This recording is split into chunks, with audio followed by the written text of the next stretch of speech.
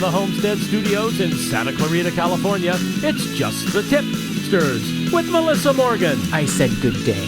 This week with special guest TAD DIBIASE, former federal prosecutor and author of the book Body Homicide Cases, a practical guide to investigating, prosecuting, and winning cases when the victim is missing. If you've got a tip for Melissa, tell us about it by calling the Tipster hotline at 832-TIPSTER. That's 832-847-7837, or send an email to jttipsters@gmail.com. You just might hear your tip on the podcast.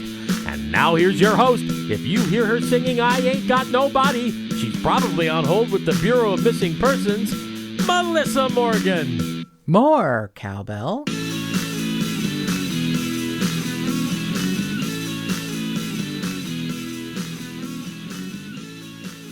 Oh, Producer Mark, you are delightful. The entire time that was such a great intro. The entire time we were speaking with TAD DIBIASE, I, in my head, kept hearing David Lee Roth saying, I ain't got nobody. Really? Nobody. And I was hearing the same song, only it was the version by Louis Prima. Right, because you're old. That's what? I'm a child bride. Yes, and you didn't even hear me. You didn't Yeah. even hear me because you're so old. Uh-huh. You can't even hear. I really enjoyed interviewing TAD DIBIASE, and he is a stellar human being. He does a lot of consulting for free with law enforcement. He is a federal homicide prosecutor and a former prosecutor, and he has prosecuted, many homicide cases as well as no-body cases, and I just was so fascinated by what he had to say. I heard him originally on the podcast Up and Vanished, and I stalked him like a crazy person, and he was completely nonplussed. He was like, well, of course I'll do it. He just agreed immediately, met all of our demands, which we had a very long list of demands, much like bank robbers. Yes. And he was just a flexible, versatile, spectacular, stellar human, and I think you'll find that in the interview also. And his book, Body Homicide Cases, a practical guide to investigating, prosecuting, and winning cases when the victim is missing, was first published in November of 2014, and you can get it via Kindle, which is the cheaper way. It's much more affordable that way. The hardcover is more expensive, but I like tangible things, so I ordered the hardcover. And he's just a brilliant man. He's done a lot of hard work, and this is something that fascinates him. Thank God there are people like him who are so smart and figure things out and, have put in the time. He's educated, but he's knowledgeable, and he also has a way of explaining things that are so understandable you don't feel like you're not as smart as he is. He makes you feel like you're right there with him. And I loved interviewing him, and I told him I will be stalking him in the future, and hopefully he'll come back and we can, because I could have talked to him for days, but we didn't have enough. Yes, one of our many demands was that he stand in a bucket of water, handcuffed to a pipe above his head. Right. So and he may or may not come back, but he did. He was very affable. He was terrific. He was really terrific, and I am fascinated by what he had to say, and I hope you are too, and I hope you enjoyed this interview. So we are really blessed to have TAD DIBIASE on this episode of Just the Tip-Sters, and I'll just start with the part where I fawn all over you for a few minutes, because I was so taken with your appearances on Up and Vanished, and number one, I'm very auditory, not very visual, and your voice is incredible as a guest on an audio source like a podcast. It's because voices annoy me a lot of times, so getting to listen to you was a joy, just naturally, because you have a great voice, and also emotionally and intellectually because of what you talked about and what you said. I was just so mesmerized by you, and I'm just so grateful that you are doing this podcast. We're really happy you're here. Thank you for being here, TAD. Thank you for having me, Melissa, and I like to think that I have a face made for podcasting. That's bullshit, because I've looked it up and you're very handsome. So you stop that right now. You have a face for TV, movies, or anything you wanted to do visually, but you have a great voice, which I absolutely love. Well, thank you. Yeah, and when I found out you'd written a book, The No Body Homicide Cases, a practical guide to investigating, prosecuting, and winning cases when the victim is missing, I became even more enthralled with you. Because one of the reasons I started this podcast in January of this year is that January of 2017, last year, a local man went missing. And he is still missing. Although, ironically, about 15 minutes before we get to talk to you, some remains have been found in our area. So everyone wow. I know, maybe you're some sort of good luck charm. I hope. Yeah. Well, we live in a small bedroom community north of Los Angeles, and shit like this doesn't happen. People, if they go missing, they come back, or they went missing for their own reasons, or, potentially addiction issues. But this is a man who had no reason to go missing, and his wife is living my nightmare. It's just the strangest thing. There is some evidence that should put someone away, but I can't wait to talk to you about what it actually takes to get a nobody case even seen or listened to. And so let's just start there. So how did you, as a federal prosecutor, I'm guessing, was this in the Washington area or was this somewhere else when you started? It was in D.C. Okay. And D.C. is unique because D.C. is a federal enclave. They don't have a district attorney who would ordinarily prosecute murder cases and other kind of what we think of as street crimes. So the D.C. U.S. Attorney's Office, which is the largest U.S. Attorney's Office in the country, prosecutes both the traditional, federal white-collar crimes, large-scale drug cases, conspiracies, terrorism cases that you think of what a U.S. Attorney's Office does. They also have a very large group of prosecutors who prosecute the local street crimes, ranging from shoplifting and simple assault all the way up to homicide. So I was with that office for about 12 years, which made me somewhat unique because most federal prosecutors don't prosecute murder cases. And whereas in this office we prosecute a lot of murder cases because we also happen to be in Washington, D.C., right, which is fortunately less violent than it used to be, but back when I was there it was actually quite violent. It had gone through a very violent, probably about 10 to 15 year period of when the crack was really bad in D.C., so there were a lot of murders to prosecute. When I was there, most of my career was spent in the homicide section other than when I was a very junior prosecutor. And at one point, a colleague of mine came to me because he was leaving the homicide section to go to a different section within the office, and he brought me a very preliminary murder case that appeared to be a missing person case. And he gave it to me and said, here's this case. I don't know what's going to happen with it. It might be just a missing person case. It might be a murder case, and we might not have the body. And I was very interested in that because I've always been interested in, one, being a prosecutor, and two, being a homicide prosecutor. And to me, a no-body murder case is the ultimate murder case, and right, a murder case is the ultimate crime. So when this came to me, I was very excited about it and ended up working on it and ultimately taking it to trial. And it was only the second no-body murder case that had ever been tried in the history of D.C., which was a little surprising because given the number of cases we have, even though it's a relatively small city of about 600,000 people, I was surprised that there had not been any other no-body murder cases other than one that had happened in the early 80s. That was kind of an odd no-body case because it was a stranger-on-stranger involved, a woman who had been kidnapped and robbed, basically. And so when I started my own case, I started trying to find other cases first in D.C. and then throughout the country.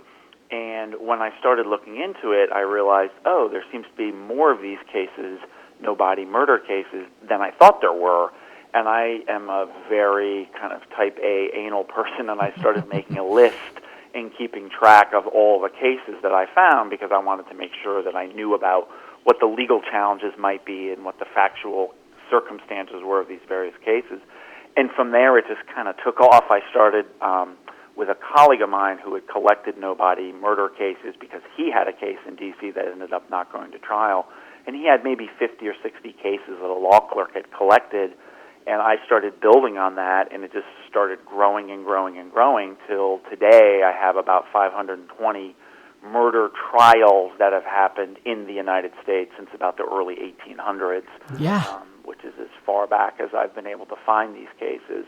And I just became very interested in the topic because I realized there was no one else who was kind of tracking these cases, and it was a weird kind of niche that I thought, oh, there's kind of a need here that people may wonder how to make these cases, both police and prosecutors. And that's it's not my full-time job, but it's what I've spent my time doing since, sort of more than a hobby, less than a job. Right. Is consulting on these cases, working on these cases with police and prosecutors, and then teaching police and prosecutors about how to investigate and successfully prosecute these types of cases. Now that is a need for sure, just from one person's standpoint in a small little bedroom community with a case that, keeps me up at night. Sure. Most police departments have no experience. I mean, right. Most police departments are small, have no experience with this type of case, won't get one, their entire history, because although 520-something is a lot, that's not a lot when you think of the number of murders in the United States since the early 1800s. That's really fascinating, and until I read some of your research, I had no idea the first no-body case in the United States was from 1858. That's insane. Yeah. There may even be some that go back further than that. Further I think than there's that? some from the 1830s. Some of the early ones were great because they were actually ships that went out to sea, and then the ship would come back and the captain would be gone, and they'd ask the crew, well, where's the captain? And they'd all be like, well, I don't know. And they basically had tossed the captain overboard during the journey, and then came back and were like, oh, shit, what do we do now? Because we don't have a captain. We got to explain this. And those were the early no-body cases because they didn't have a body, but they knew, hey, this just doesn't happen. And, the crew members would eventually tell on one another and say, this is what happened. We got mad at him and we tossed him overboard. Those were the early no-body murder cases. I guess the lesson is don't be an asshole. Right, don't be an asshole, or don't go out to a ship, don't go out to sea with for months on end with a bunch of guys who are probably drunkards anyway. Right, right. That is really interesting what you said, is that, occasionally after something like that, someone would crack. And that's, you would never know. There could be so many more missing and, endangered people than we have any idea, unless someone cracks, which is what you want, really, probably, if you're going to try and prosecute something. Or if you have, that's another question I have, if you have enough evidence. You can say like, the people that have the information would be the detectives who have the files. But let me tell you something, sir. You are more intrepid of an investigator than half of the people I know in law enforcement. I mean, seriously, you are amazing in your investigative process and what you think about, what you see, the connections you draw. That's another reason I wanted to talk to you. But let's say you don't have a drunkard on a ship who says, yeah, the guy pissed me off and I tossed him over. And you don't have someone maybe talking or a confession or an eyewitness. Like what, and I get you, it's probably going to be different in every state, every jurisdiction. What are some things that can help prosecute a no-body case? Sure. Generally, Melissa, in no-body cases, there's three what I call quantums of evidence that you see. One is the one that you just mentioned where somebody talks, and it could be what I call the first leg of the stool is confession to friends and family. Someone ends up telling somebody something. Maybe they tell their next wife or lover or girlfriend, or maybe they tell a jail cellmate, or maybe they tell someone in their family what really happened. The second leg is confession to the police. Sometimes people do actually tell the police what happened. The third and most prevalent and probably most powerful piece of evidence in a no-body case, of course, is physical evidence. And it can be DNA, it can be hair, fiber, fingerprints, different types of blood. Those three ways are the way most no-body cases are made. Some strong no-body cases, like the case that I tried, I tried 20 homicide cases when I was at the U.S. Attorney's Office, and the no body case was by far the strongest case because I had all three of those things, which is unusual. Yeah. But not having any one of those three things makes the case much more difficult because typically in a no body case, you don't have an eyewitness. It's not that it never happens, but most no body murders, about 52%, are between what I call domestic. So it could be husband and wife, boyfriend, girlfriend, parent, child, brother, sister, brother, brother. There's typically some type of relationship between the two people. And those types of murders, just like domestic abuse and those things, don't typically happen in front of other people. They typically happen just between those two people, in a home. So it's very uncommon in a no-body murder case to have an eyewitness. So you can't generally spend a lot of time trying to find an eyewitness. And what that means is then, as a detective, you've got to spend your time looking for the two other legs of the stool, because obviously if you get a confession, that's great, and you know about it. But those means that those two other legs are the ones you've got to focus on as an investigator. Can I find some physical evidence? Can I find some physical evidence at a scene where it may have happened? Can I find physical evidence at a place where the body was ultimately dumped? Can I find physical evidence on the person who is my suspect in his or her location? And I'm going to say he most of the time because most no-body murder cases are dudes killing females. Yeah.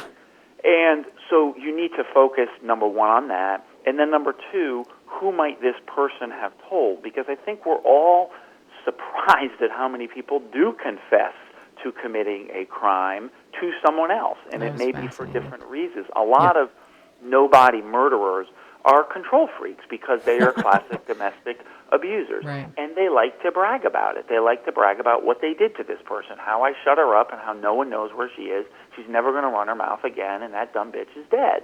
They confess to that. Some people confess out of guilt. Some people confess out of, braggadocio. They want to look like a big man. Some people confess in prison because they want to look tough to their fellow inmates. So as an investigator, you focus on those types of things. The other thing you focus on as an investigator is what I call the commonalities that you see in no-body murders that distinguish them from regular murders. One of the most common things you see in a no-body murder is some indication of cleaning up.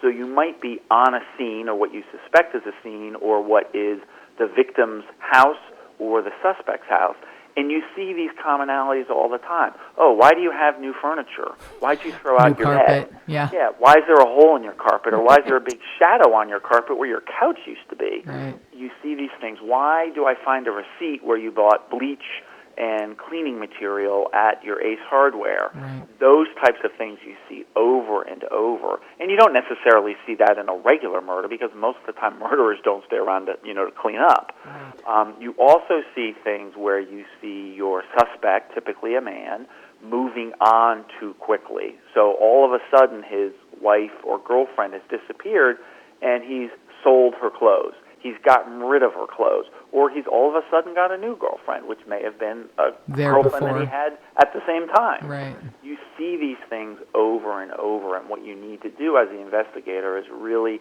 focus on these types of things and say, well, why would this person, if she was truly missing, why would he have gotten rid of her clothes so quickly? Someone who's missing, you don't get rid of their clothes after a month. You might not get rid of their clothes after a year. But if you know that she's dead, you ain't going to be needing these clothes anymore, and you get rid of the clothes, or you move on.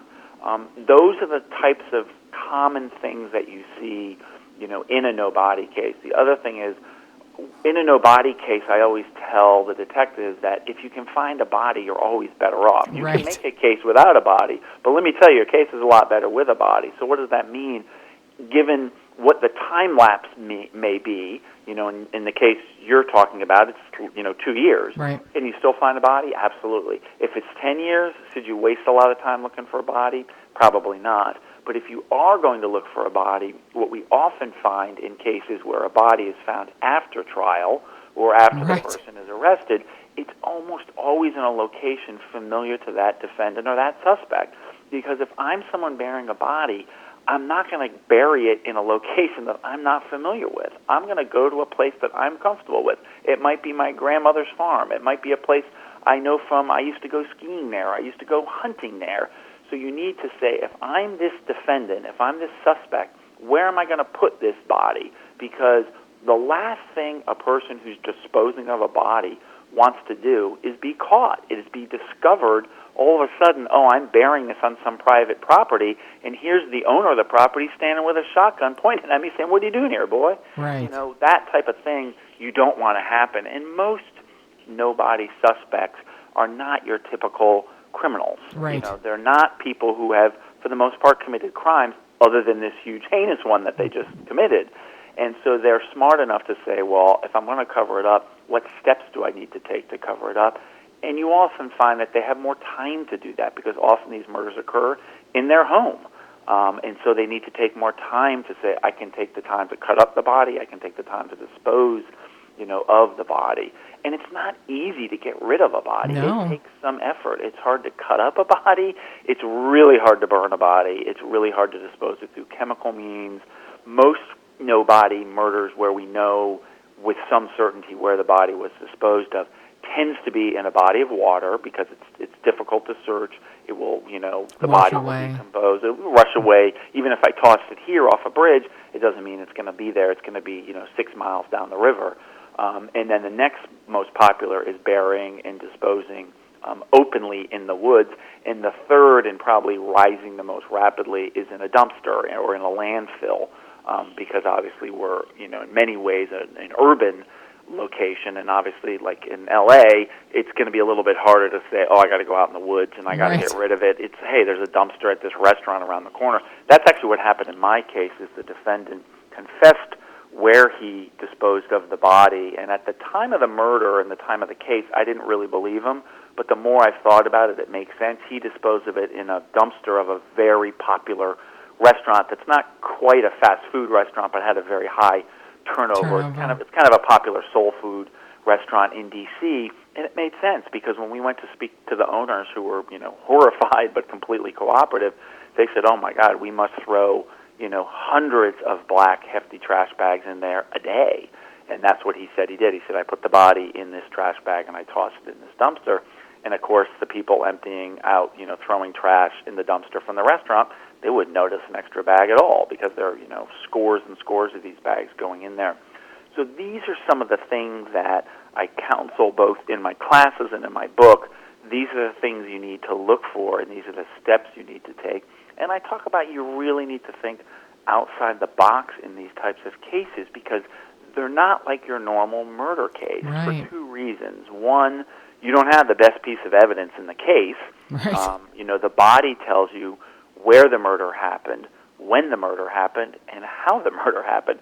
Those are pretty much the three main things you want to know in any crime, let alone in a murder case. Exactly. And you don't have any of those things. And the second reason these cases are so difficult is when you don't have a body, your pool of suspects is so much larger, and you have to spend a lot of time eliminating people. You know, and I give the example of you can have someone who doesn't have what I call a great victimology, and that doesn't mean they're a bad person, but it makes it they have more contacts with people who are living on the edges of society. Someone who's a drug addict, someone who's a sex worker. Those type of people are going to have more contacts with people who are, you know, more likely to be murderers, as opposed to I'm a mother, I'm a nurse, I'm a working woman who's got a family and a husband and all of that. Your victimology is just very different for those two types of people. And in a no-body case, it makes it more difficult to say, well, who are my pool of suspects in that first case where it's someone who's a, you know, sex worker? That makes it a lot harder. And you have to eliminate people that you wouldn't have to necessarily in a normal murder where you might find, you know, someone murdered in their home and you say, okay, it's a more limited universe of people. Yeah, I would think a lot of no-body cases, because it sounds like it's very much almost like a crime of passion, Yes. typically. I would think those would be a smaller group of suspects, but maybe you're right. Maybe it's a larger group. I always think of someone who's missing, that it's just got to be a really small circle of people around them that could be responsible. I think that's generally true, but it depends a lot on the victim Sure. herself. And the other problem when you don't have the body is you always have, most murders are not committed by strangers. They're committed by people Right. who know each other.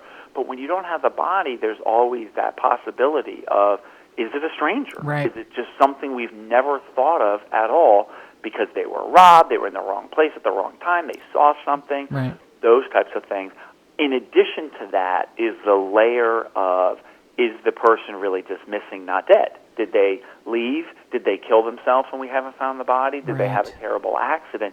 You have that layer on top of it. When you have a body in someone's home with a gunshot wound, through the heart, it's kind of like, well, it's probably not suicide. Those people don't generally shoot themselves in the heart. Right. And without the body, you don't know that. And there's that level of uncertainty that creates what? Reasonable doubt, right? And that's what makes these cases challenging for prosecutors, because when you don't have the body, it's very easy to have a juror say, well, I don't know if she really is dead. Why Right. did she ran off to Acapulco or, the Puerto Costa Rico or Rica. something. Costa Rica is the one that I keep hearing. Yeah.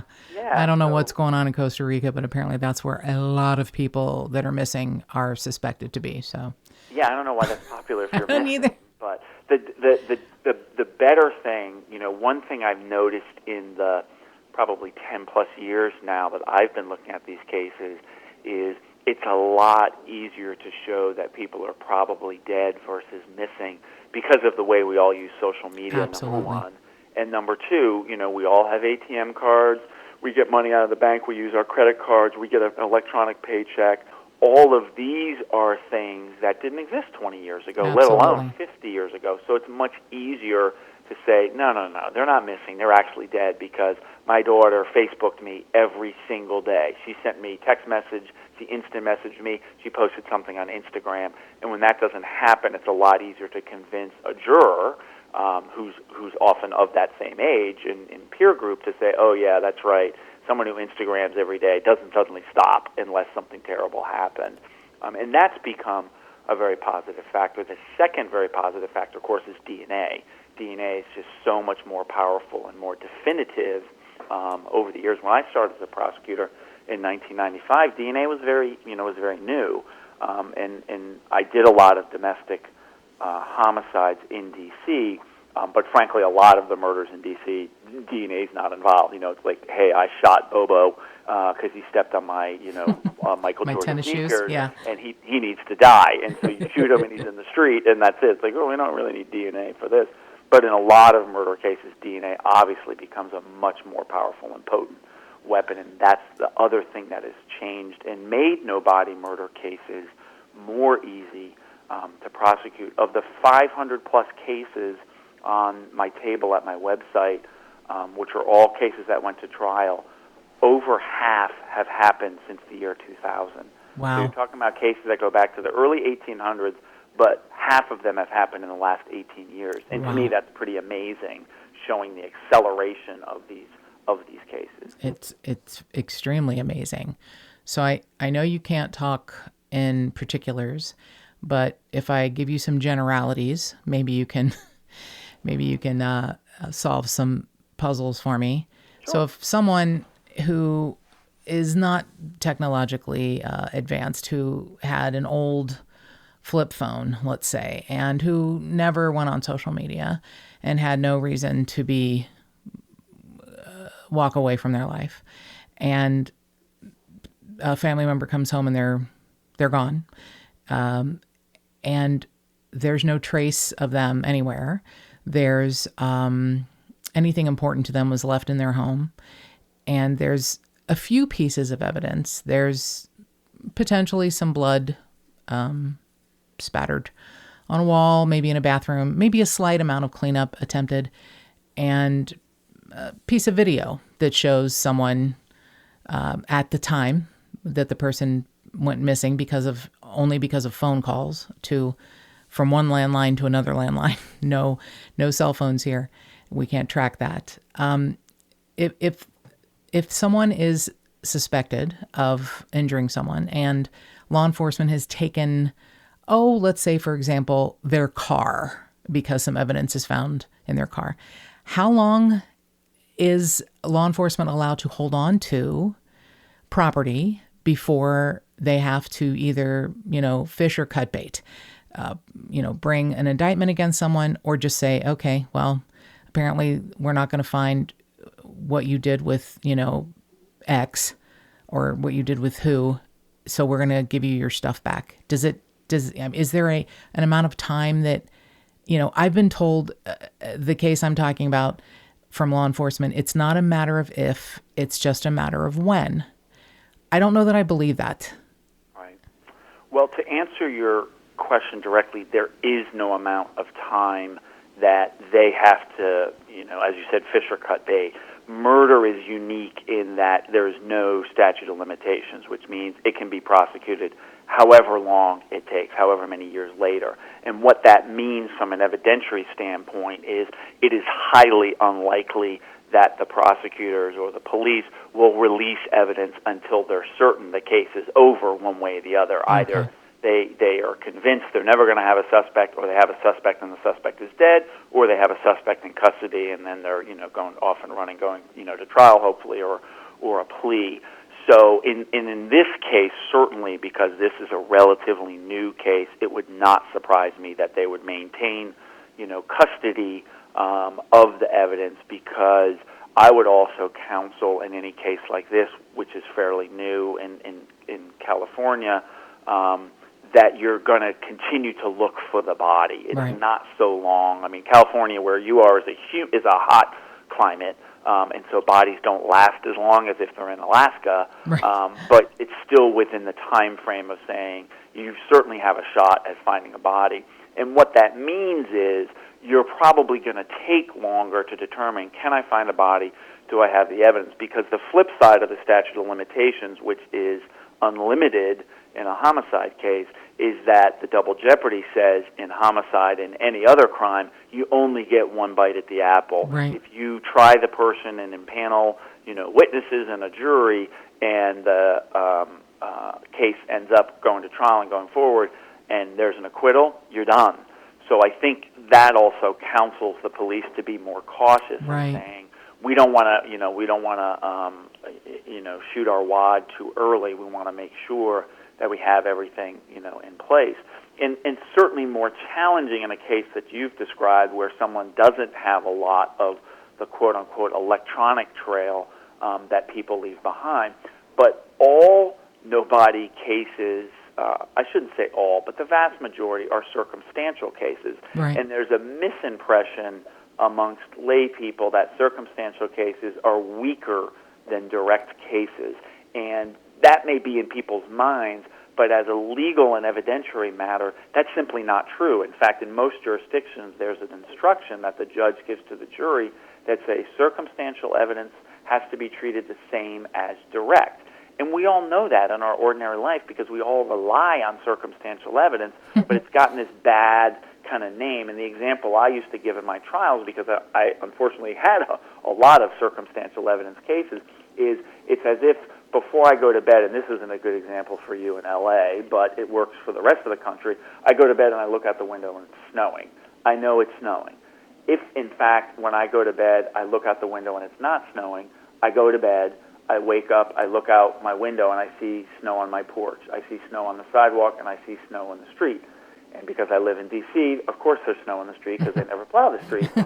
I know for a fact that it snowed last night. I don't have any direct evidence. I didn't see it snow. And is it possible that in the middle of the night a Hollywood production company came here and dumped snow all over the place? Yeah, it's possible, but that's not likely, and that's in fact not what happened.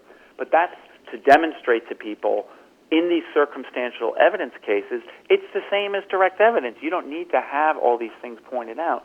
And so uniquely in no-body murder cases, you pull all these pieces of evidence together. Okay, why would this person leave behind his most prized possession? Why would he leave behind his phone, his wallet, or if it's a female, a purse, all those things? And when he left, if he left voluntarily, that seems highly unlikely. Why is there any evidence of blood, in an apartment? I had a murder case years and years ago involving a husband who killed his wife, and he no longer lived in the home. He came back in the house to kill her, and there ended up being 2 relatively small amounts of blood in the house. And he tried to argue, well, that was from when I did live in the house and I was working on the house and there was blood, I left this blood behind. One, we had a witness who said there wasn't any blood there, and I'd been in the house more recently than he had. And two, we argued to the jury, who the hell leaves blood in the house? Like, who would leave blood on your wall? Like, it's not like the house was some, dump. Right. It was a regular, ordinary house. No one would leave blood on the wall and on a very visible spot on the ceiling. It just doesn't happen that way. So these are the circumstances that when you start pulling them together, you start to say, okay, number one, I know something bad happened. Number two, because nobody's seen this person for 2 years, I know he's probably dead. So three, the $64,000 question is who actually did this? And then you have evidence of cleaning. Well, okay, why would someone be cleaning up something because something happened? Who would be the person who would be doing this cleaning? And that's how you build those cases. The problem with a no-body case, of course, is you say, when do I have enough? And that's one of the questions Right. I get all the time. Tad, do we have enough? And one of the things I tried to do in the book was kind of qualify the different types of evidence you can have. So I have, after every case summary in the book, it'll say, how was the case made? What was the summary evidence? Well, you had DNA, or you had physical evidence that was not, you had forensic evidence that was non-DNA, or you had an eyewitness, or you had a snitch, a cooperating witness.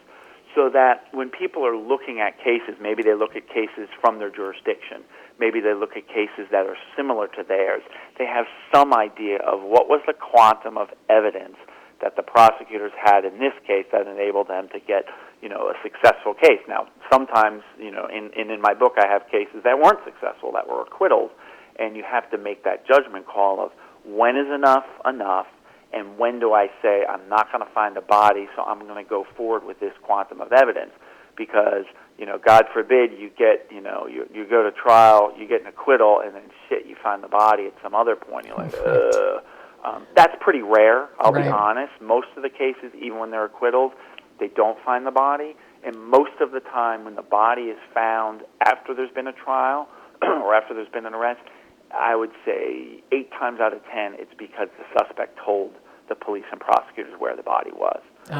Led them to the body afterwards, as part of a plea deal, maybe to get out of death penalty, get me down to life without parole, maybe get from first degree to second degree, those types of things.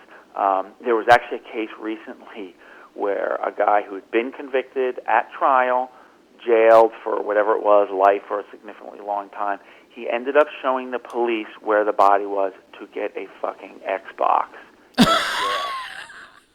Well, as long as he has priorities. Yeah, I mean, my jaw dropped. Like, seriously, dude? Okay, wait a minute. I have to jump in here. Are you saying that he was convicted, he denied killing the person?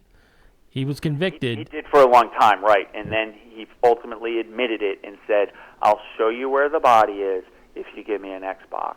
And he did. He took him to where the body was, and they gave him an Xbox. I hope it broke immediately. I mean, I was like, yeah, we'll give you an Xbox, but no fucking electricity, dude. Yeah.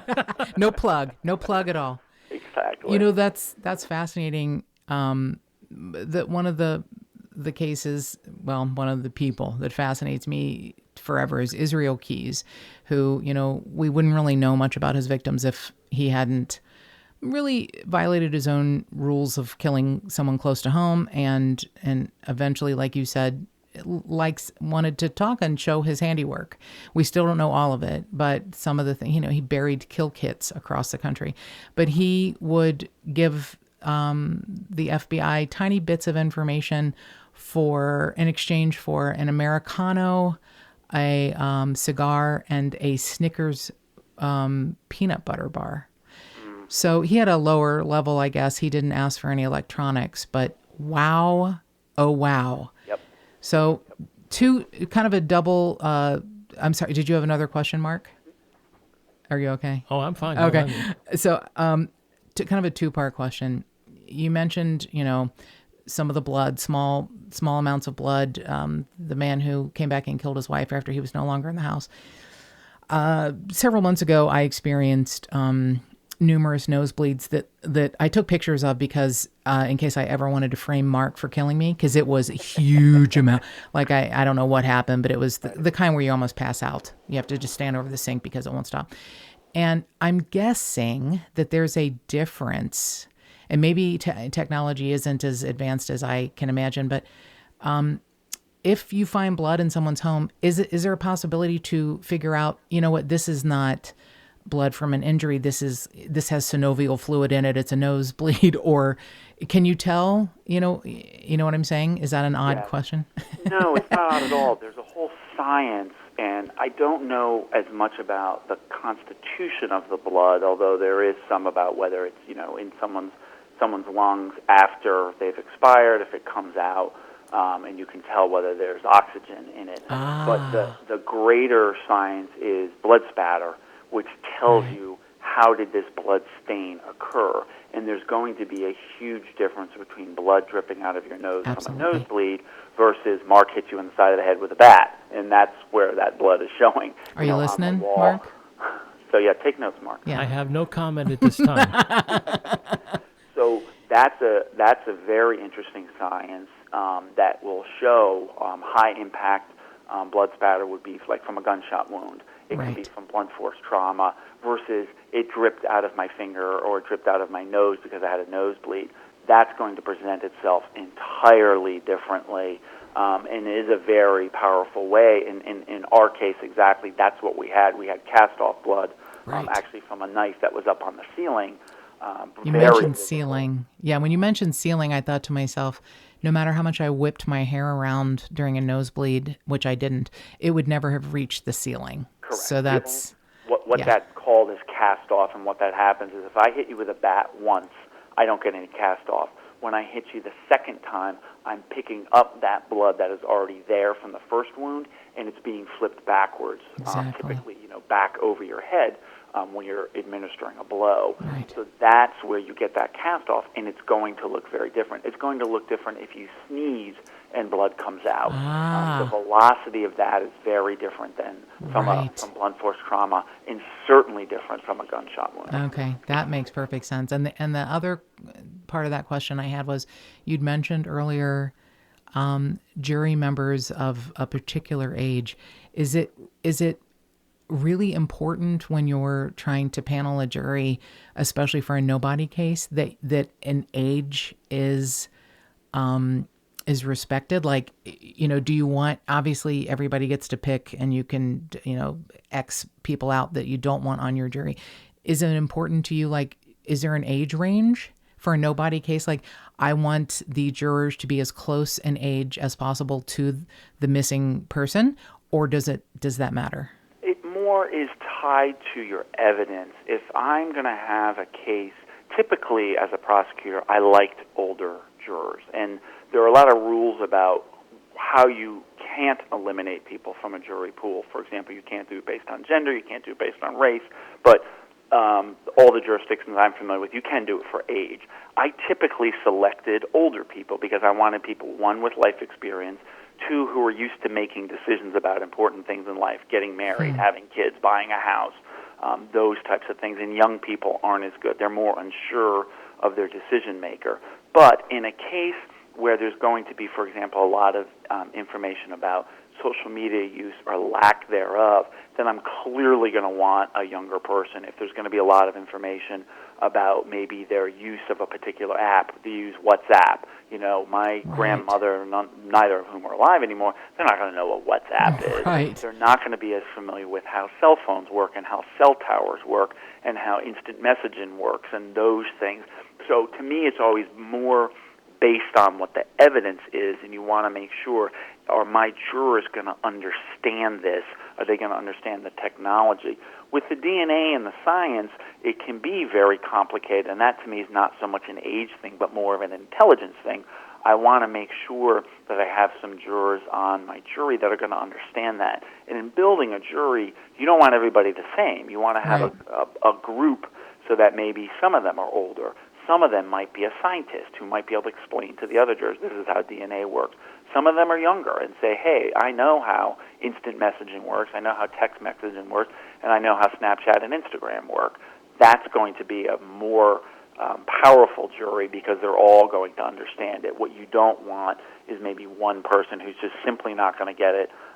And the big question that I tell prosecutors they have to ask is there going to be anyone who, if the government proves its case beyond a reasonable doubt, but there's no body, they still can't convict. Because if that person says, yes, even if I believe everything the government says, there's no body, I won't convict, they have to be automatically eliminated.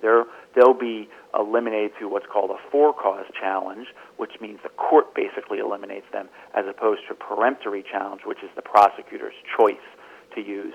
You have to get the court to eliminate those people, because what you find, there are people like that out there. You say the government proved its case beyond a reasonable doubt, but there's no body. Could you vote to convict? The answer has to be yes, because you've already said the government proved its case beyond a reasonable doubt. So you can't have someone who says, no, if there's no body, I'm never going to convict. Well, that person has to go.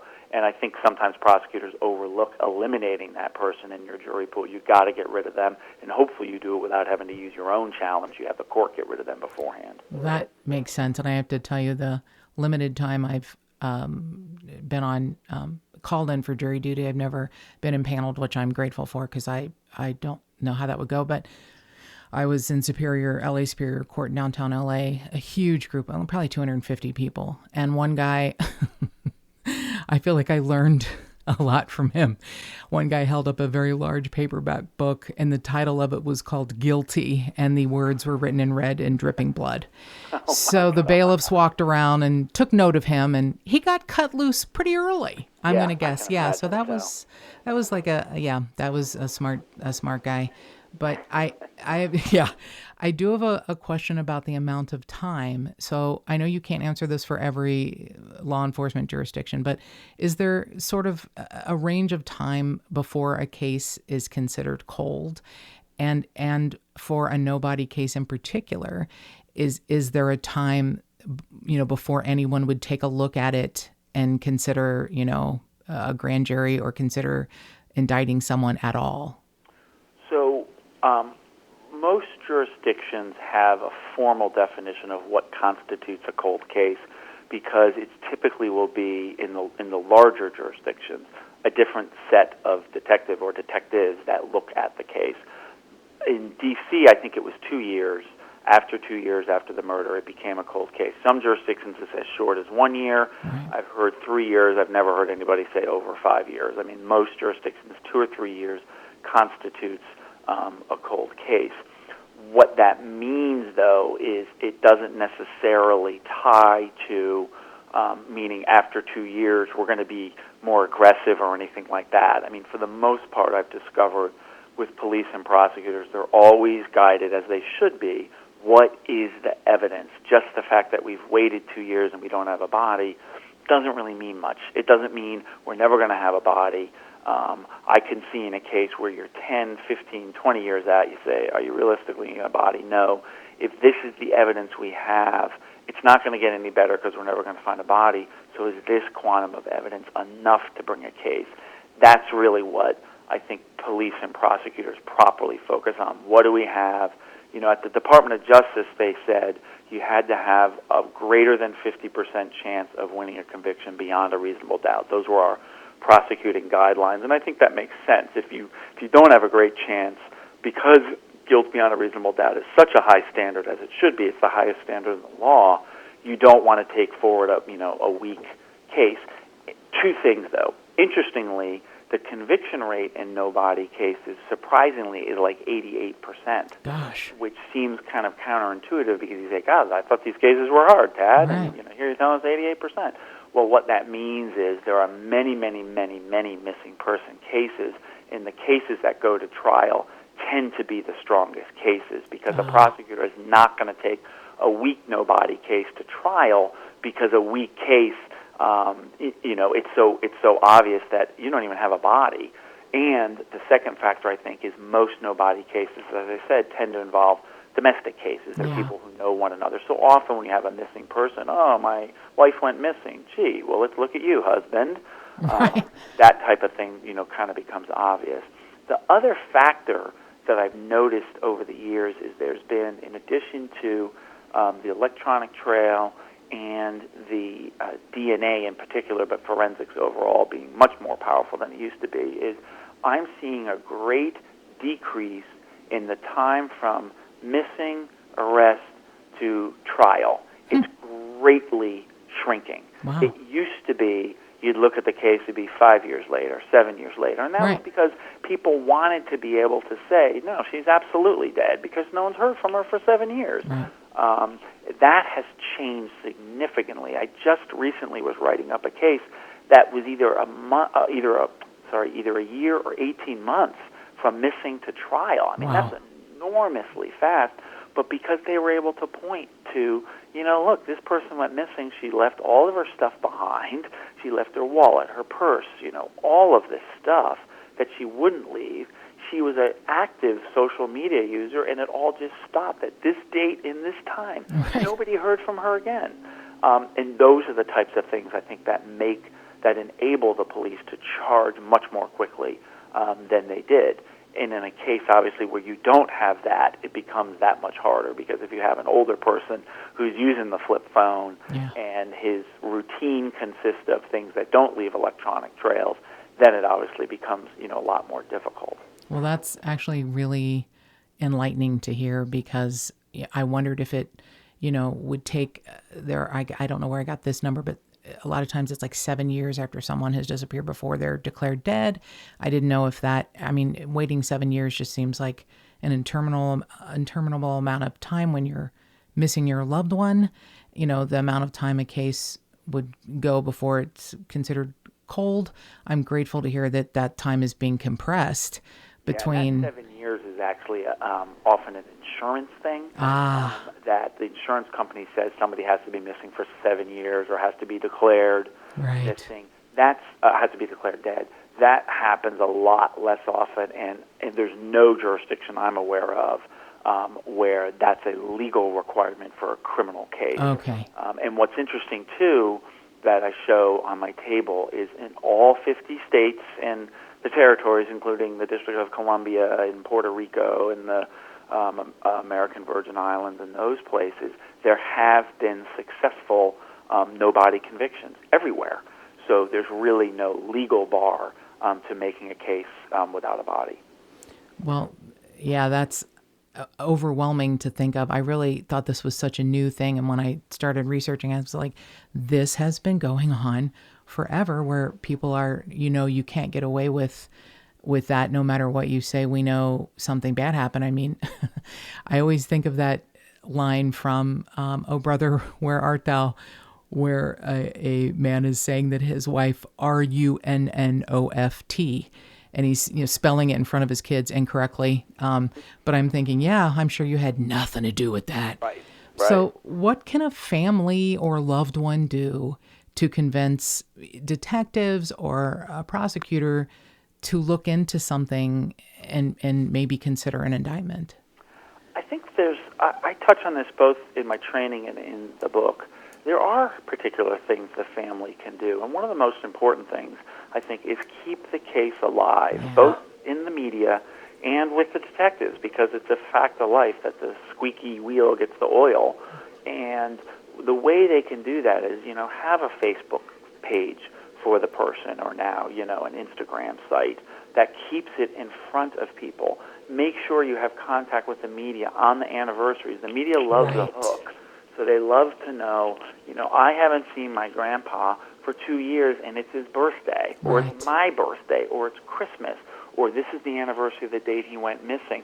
Media tends to like those stories because they're easy hooks for them to do a story and to keep the case active. And that's very important, because as the case gets older, the likelihood of forensic evidence, unfortunately, gets smaller, right? Because it's harder to get new forensic evidence. And so you start swinging towards those other tools, those other two legs of the stool that I talked about, confession to friends and family and confession to police. And as a case gets older, things change. Maybe that defendant who committed the crime and was a terror to everyone around him is now locked up on something else. So people feel more comfortable talking about him. Or maybe the girlfriend who he was cheating with when he killed the other girlfriend is no longer that guy's girlfriend. And now she says, I just saw this thing on the TV, and I thought he was full of shit when he was talking about killing this lady, and now I see, oh no, he really did kill this lady. Right. And so they come forward because they see it. The cases, to me, are the hardest, or when there's just no publicity about them, and there's no family there pushing to say what's going on, what's happening with this case. And I think doing the things like Facebook and reaching out to the media are a positive way to keep the pressure on. And there's nothing wrong. I mean, as a public servant, I know I'm supposed to have the pressure put on me by the public, and I get that by the family.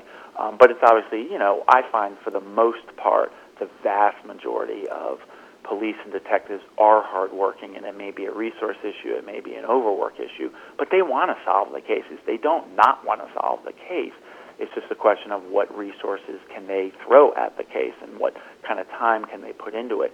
So to the extent that you can help by putting up a Facebook, I tell every detective, if you have a family who puts up a Facebook, you need to go look at that Facebook and who is signing in. You need to go get the information, through a subpoena from Facebook and find out, from the ISP, or not ISP, the ISDN. Yeah, I know what you're talking about. Yeah.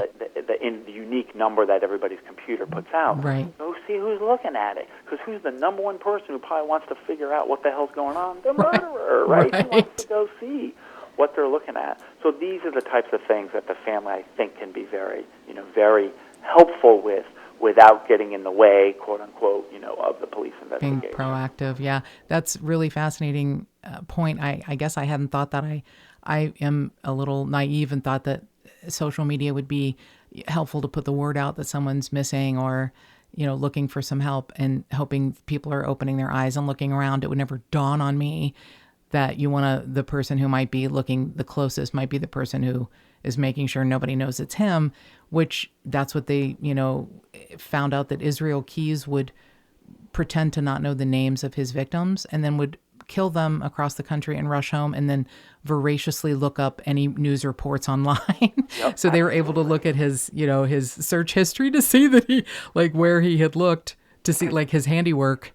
You can get people who, sadistic people, serial killers, tend to be, more want to get off on the reliving of it, and that's fairly uncommon in no-body cases. Exactly. You have Jeffrey Dahmer and people like that who have no-body cases, but the classic profile of a no-body murderer is a control freak. It's a domestic abuser that sort of takes it to the ultimate step. So what do they want to know? They want to know, am I going to get caught? What are the police looking at? What is the family saying? Maybe the family in the comment section is dumping on my ass. Right. They want to know about that. The other thing, too, that I talk about is the killers often go back to go back to see where they dumped the body, what's going on there. Right. Because the last thing they want to do is go back there and say, oh, my God, they're building condos there. Right. I'm screwed if the backhoe starts digging up the body. Right. And they want to know, they want to go back, is my location where I dumped the body still safe?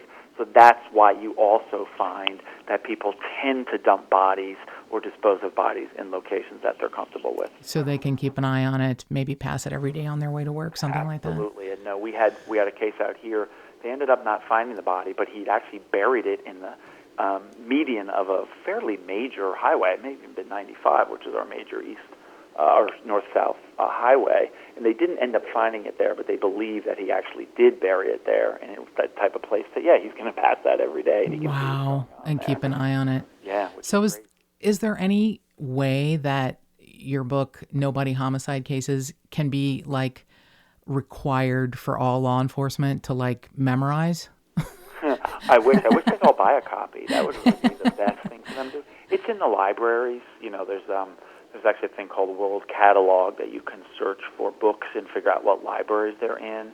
And frankly, for law enforcement, don't tell my publisher this, but I sometimes comp them copies of it anyway to say, if you're serious about doing this case and looking at it, I'm happy to consult. I consult with anyone who asks. I don't charge anything for it because I know police departments and prosecutors generally can't pay for that. So I consult free of charge. You get what you pay for, but I do it. And then I often, give them the book or tell them at least read the book because then it's going to make what I'm talking about make much more sense. And when I consult, I usually get the entire case file and look at it, go through it very carefully, and then talk to them about, I don't do any investigation myself, but I talk to them about, here's what you can do to make this case. Here's what I think, the possible investigative avenues are. Well, you, sir, are a national treasure, and I am so grateful that I heard you on Up and Vanished, and I'm really grateful that you took time out of what I'm quite sure is a really busy schedule to talk to us. And if it's all right with you, I may just be bugging you later on and have you come back on, because I could literally talk to you until my butt falls off. So. Well, absolutely. I'd be happy to do it again, and thanks for having me on. I am really grateful. Thank you so much, Tad DiBiase, and I can't wait to read all of the book instead of just the parts I've gotten to now. I'm Great. really excited. Well, Thanks for being buying here. it. I appreciate the support. Thanks for being here. Okay, take care. Bye-bye. And that was the amazing and fantastic Tad DiBiase, and what a fascinating creature. And he is the physical embodiment of body, mind, and spirit of one of my favorite quotes, a yoga quote actually from Lao Tzu, which is, 3 things can never be hidden: the sun, the moon, and the truth. And even if a case involves no physical body, Tad is there to help guide law enforcement and friends and family of those that are missing through that amazing and awful labyrinth of what to do when you know something bad has happened, but you don't have the person there to explain what happened, by examining them. So it's a fantastic book, and he is a stellar human being. He is really a national treasure. And more cowbell. Remember to subscribe, rate, and review. We'd love to hear from you. And if you've got a tip, call us at 832-847-7837 or send an email to jttipsters@gmail.com.